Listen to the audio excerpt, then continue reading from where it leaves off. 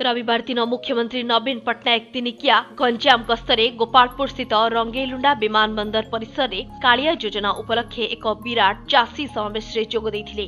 मान्यवर मुख्यमंत्री आयोजित सभारे स्विच चिपी गंजाम जिलार 14,531 जन भागचाषी अकाउंट को कालिया योजना रे टंका पठाइथिबा सहित 295 कोटी टंकारे निर्मित 231 टी प्रकल्पर लोकार्पण करने सह 716 कोटी टंकारे निर्मित हेबाकु थिबा 48 टी प्रकल्पर शिलान्यास करथिले।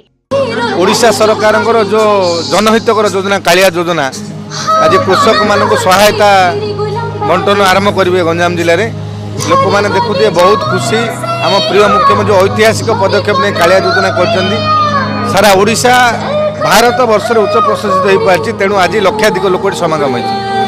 एथिसह मुख्यमंत्री प्राय 25,000 चाषी को विभिन्न कृषि उपकरण वितरण सह जनसाधारण को उद्बोधन देई कहिसेंति जे आपण माने खुशी तो मु भी खुशी। उक्त कार्यक्रम रे जिलार 22 टी ब्लॉक रु प्राय 1 लाख रु ऊर्ध्व लोक जोग देइथिले। अन्यमानक मध्यरे गोपालपुर विधायक तथा बीजेडी जिला सभापति डॉक्टर प्रदीप कुमार पाणिग्राही, मंत्री सूर्य नारायण पात्र और विक्रम केसरी आरुक समेत समस्त विधायक एवं लोकप्रतिनिधि माने उपस्थित थिले।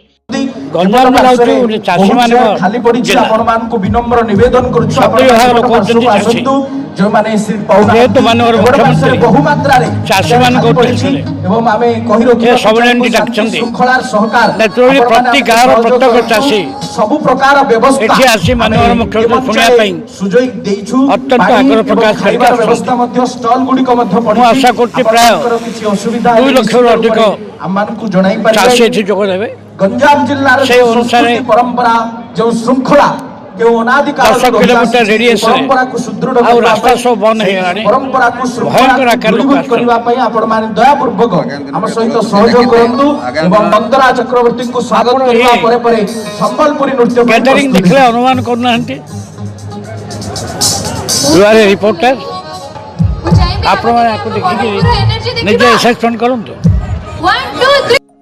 मंच उपरे मुख्यमंत्री नवीन पट्टनायक सह केवल 14 जन चाषी और भागचाषी बसिथिले एवं अभिनेता कुना त्रिपाठी मंच संयोजना करथिले। जिलापाल विजय अमृत कुलांगे, दक्षिणांचल डीआईजी आशीष कुमार सिंह, ब्रह्मपुर एसपी पिनाक मिश्र, गंजाम एसपी ब्रिजेश राय, गोलंथरा थाना अधिकारी डॉक्टर आलोक कुमार जेना समेत विभिन्न विभाग अधिकारी माने कार्यक्रम परिचालना करथिले।